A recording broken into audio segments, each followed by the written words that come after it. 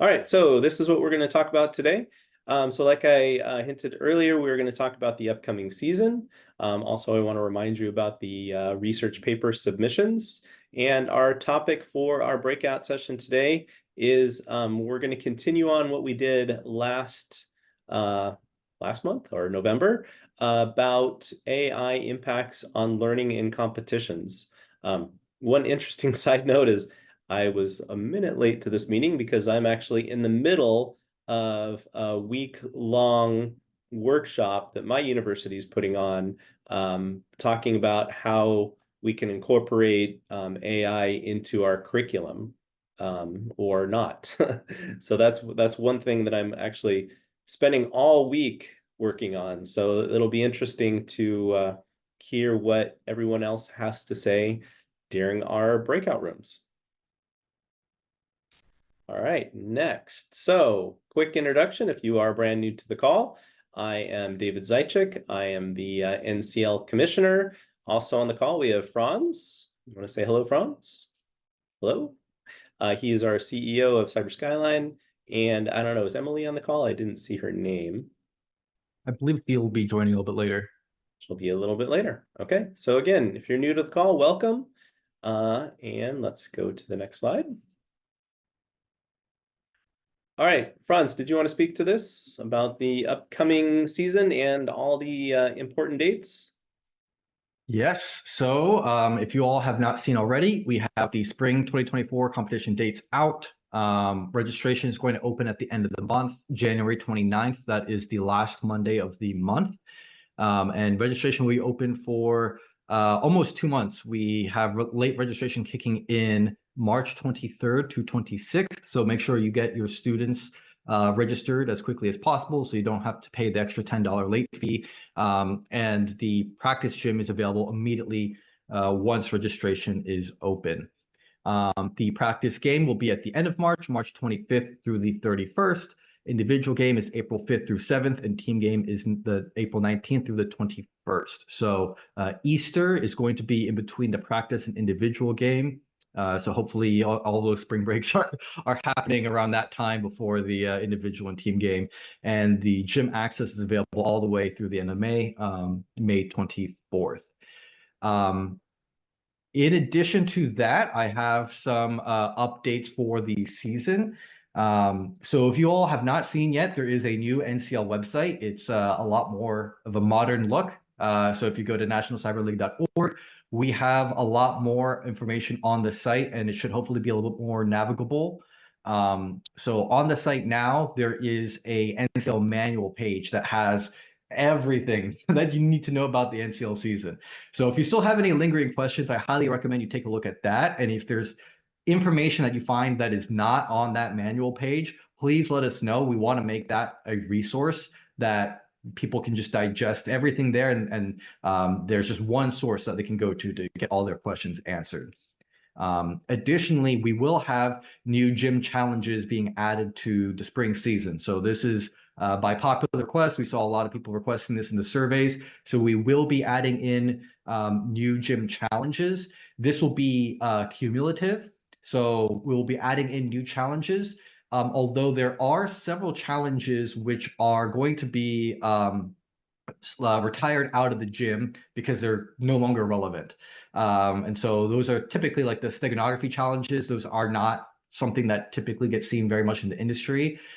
So we will be pulling them out of the gym proper. However, we recognize that a lot of educators are using the gym as part of their curriculum. And so we will be making sure that those resources are available to do the challenges on our write-up, the gym write-up site, the Trove. So those will still be available. You can still go through the challenges. They just won't be in the platform for the direct like hands-on interactivity. So if your students want to go and download the file to go and do the challenges, they will still have the ability to do so. You don't have to worry about updating everything, but we want to make sure that the gym is going to be pretty representative of what you'll see in the games, and that content is likely not going to be showing up in the games in the future. So it will be there in a separate form if you are still teaching to that.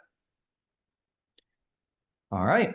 So those are the big updates for the spring season. I will pass it over to you, David. Okay. Can you go back one? I think I'll go slightly off script. I really want to show people the new site, especially one particular piece that I think is super useful for specifically this call. So Franz, if you don't mind, or do you want me to screen share? Yeah, please do a screen share. Okay, give me 1 second and I'll bring it up. Okay, let me start my screen share.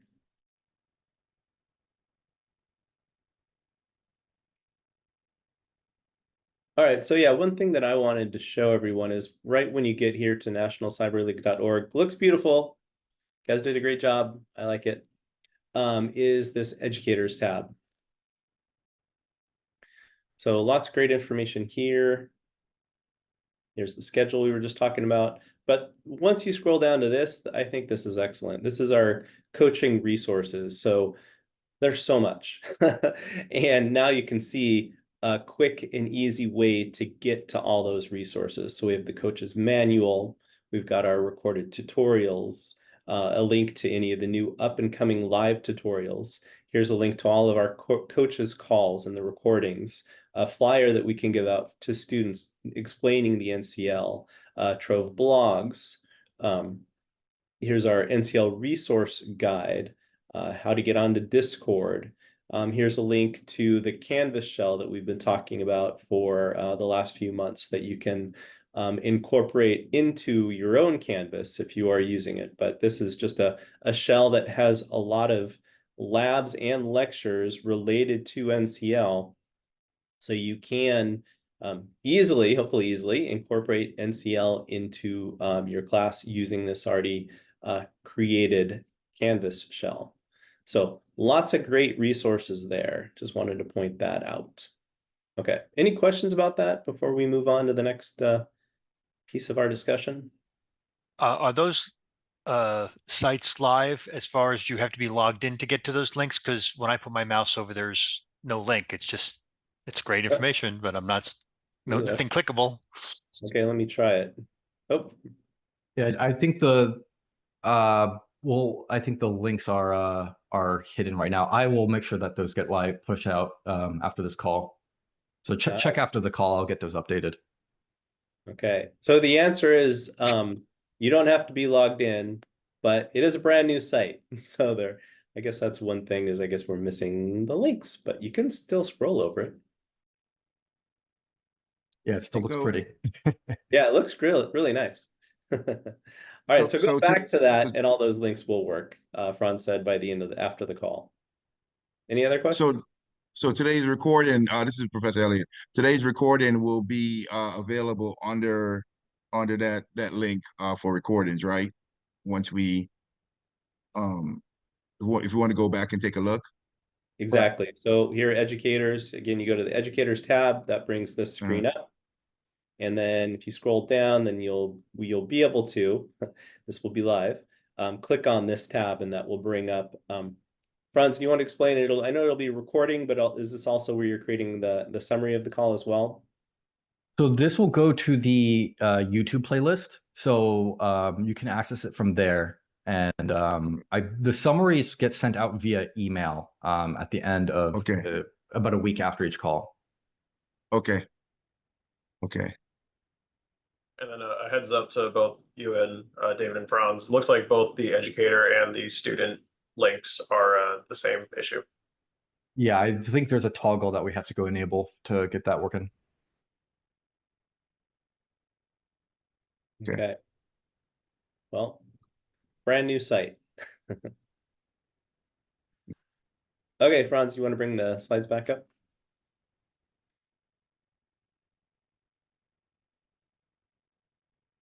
Okay, so the next one is, we've been talking about this for a few months, but really want to emphasize it now because our deadline for the research paper contest is coming up at the end of the month. So January 30th is when our submissions will close. And the idea, if you are, again, new to the call or even heard about this before, we are hosting a research paper contest.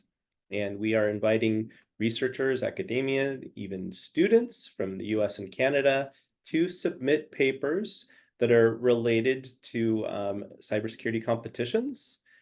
We are definitely encouraging interdisciplinary research, and we're welcoming papers from all subject areas. Again, the focus is going to be on cybersecurity competitions. Specifically, we'd like to see research done about NCL.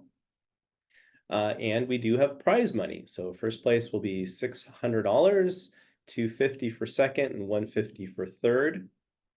We have the QR code right there. So if you want to get a picture of that, that'll take you to the submission. Franz, I don't know if you already dropped it in, but is it possible to put in chat a link to the submissions?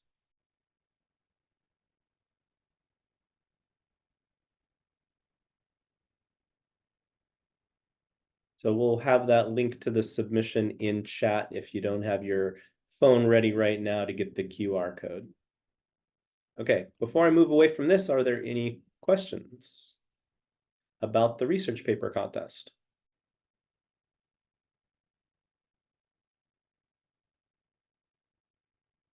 Looks like I got one. Oh, there we go. Thank you, Ashley. So there's a link to where you would submit the paper. And again, deadline's coming up. Don't think there's too many papers submitted yet, so this might be a really good opportunity to get one in there and get some money.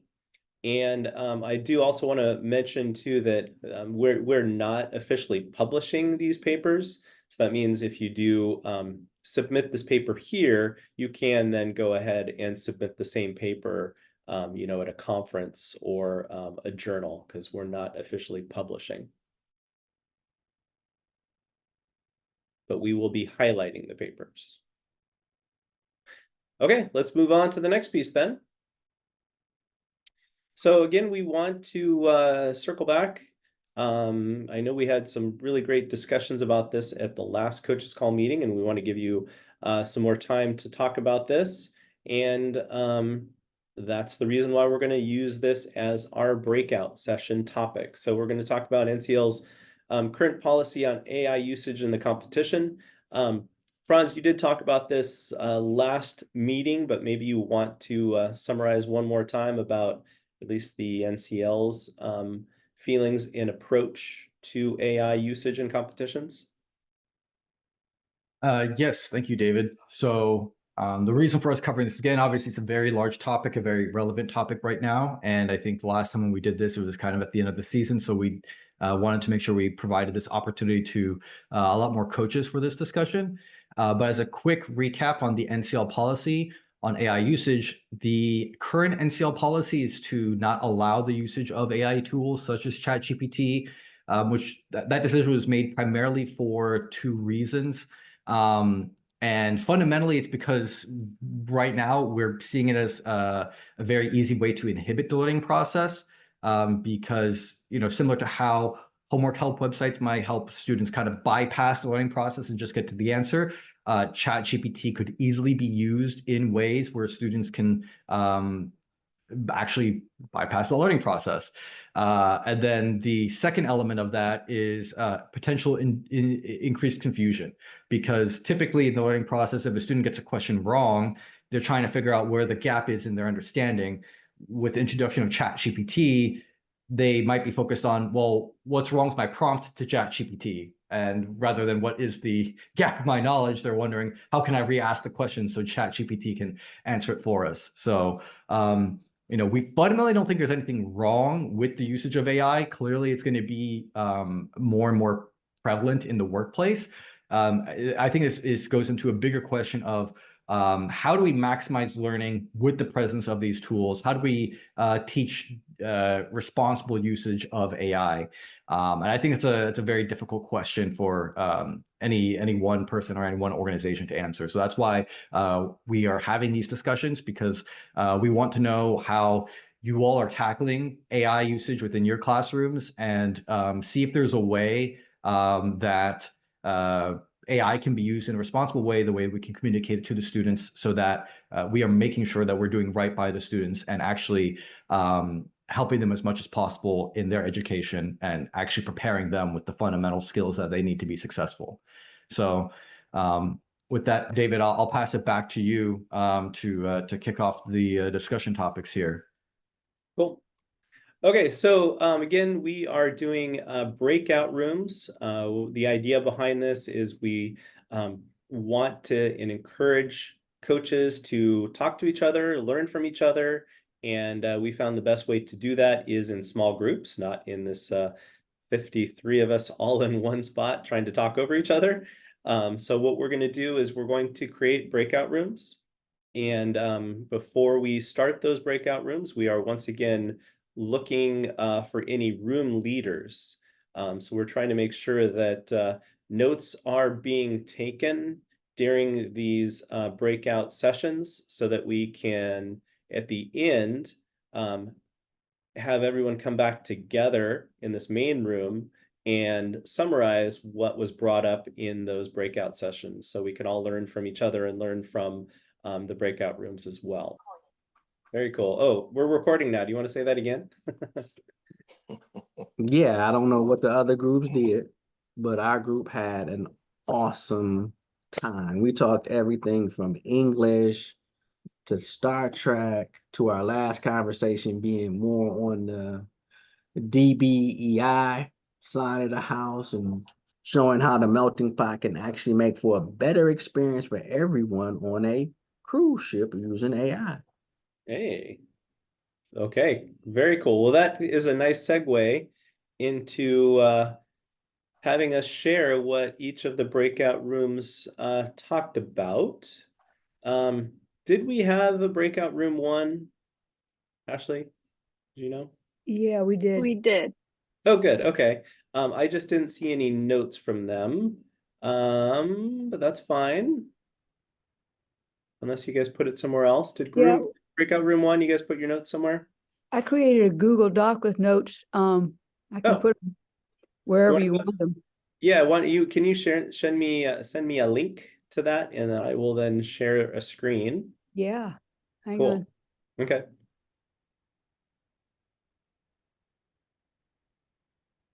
And then we'll go through room by room, just doing a quick summary. We got about 7 minutes, so this will have to be kind of a quick 1-minute summary. Hopefully, if you can do that per room, just so we can get everybody through and in the meeting on time. So how about as group 1 is sending me their note? There it is. Never mind. I will pull up group 1's notes right now. Let me go ahead and share the screen. Okay, here we go. Okay, I'm sorry. Who was leading group 1 or breakout room 1? Laura was. Laura, go ahead. Take it away. You want to do a quick summary for us of what you guys discussed? Sure, you can read it there. But our group had a lot of ideas for how to modify the class structure. And the bottom line is you can't just ask a question. You need to be a little more creative. So make lessons more practical. And rather than have students just write scripts, ask them to fix or modify a script. Have different deliverables like project-based or a presentation, and then turn the tables on AI and have students look at AI content and see if it's complete or credible. We talked about incorporating AI into the feedback loop to see how students are learning and recognize that AI, we've been using it for a long time. We know there are walkthroughs as well. There's a fine line between learning and getting the answer. And it's up to the teacher to creatively tease that out. Yeah, those are great. I particularly like the idea of giving some prompts and having the students kind of respond to what the AI generated. So great. Thank you so much. Okay, moving on to breakout room 2. James. Are you there? Sorry, guys. You can see from what we have written here for the modifying the class structure. We talked about no one right answer. So part of our group, Dan was talking about the idea that he was communicating with the students to get their ideas behind problem sets, and not just giving like a particular framework or answer, but understanding the process itself. I think John mentioned that 4.5 in ChatGPT and above, you can just put in a picture or a file and it will analyze the problem itself and provide possible solutions. So there are some, we're kind of chasing after certain solutions here. Shortcuts are part of the nature of human beings. I think we pointed that out, was very good.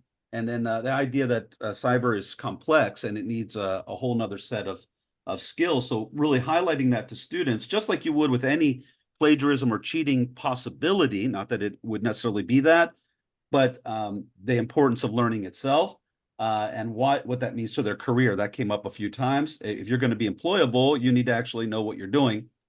Franz had pointed out that that was the difference between some of the beginning and advanced level use of AI. Beginners were using it for solution finding, and advanced users were using it for tool sets. So they were using it just as a tool. And that kind of juxtaposition was something we highlighted there. Knowing how it relates to real world, and does cheating really help that? Can we compete with sufficient challenge?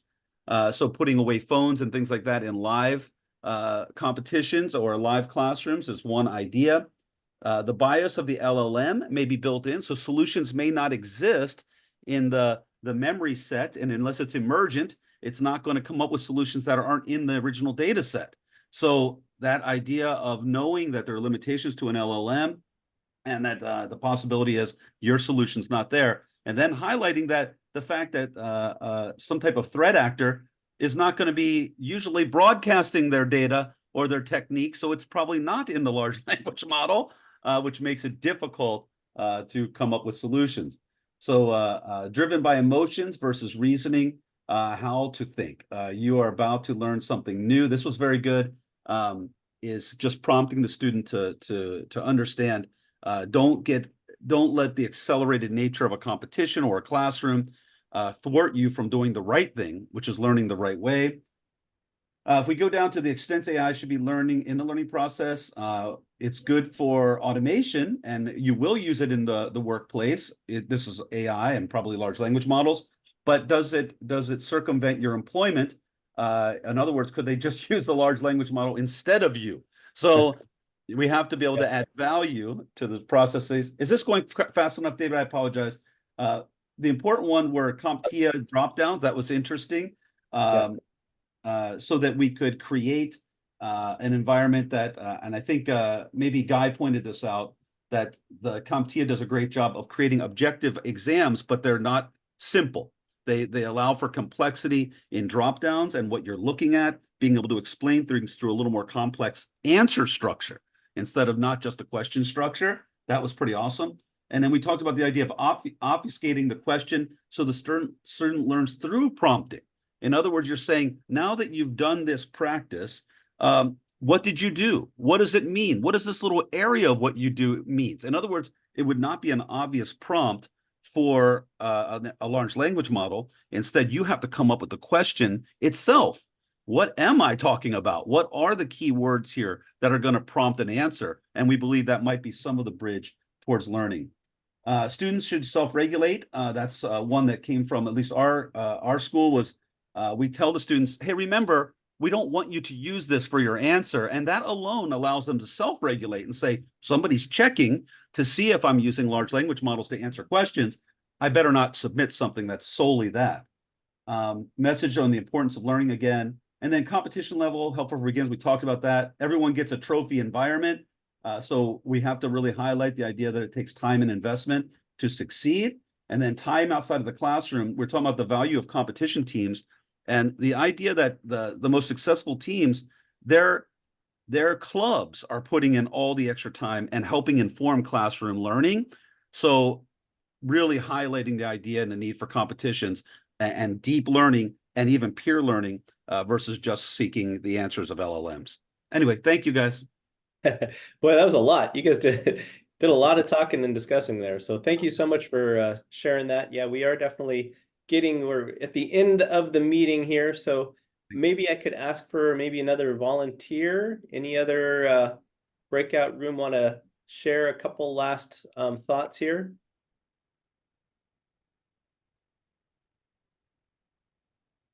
I would just say ditto. Okay, perfect. Yeah, and I know my breakout room had many similar things to say as well. Is you know, we actually the word term prompt engineering came up a few times, and I think that's one of the things that we're talking about here is yeah, it's a great tool, but it's still a tool, so we need to know how to um, train our students to interact best with that tool. So this could be a great way for them to learn of how to interact with an AI and learn the responses that are coming back, interpret those responses, learn from maybe when a response is incorrect, and then learn how to, you know, go back and kind of guide the AI down the right path to give them a correct response. So I think these are great ideas, and I'm hoping that we will see more of these in the classroom because I know we know students are using these tools. We as educators, I think it's kind of somewhat on us to make sure they're using these tools appropriately and they're learning how to use the tools. So, wow, great discussion once again, everybody. Really appreciate your time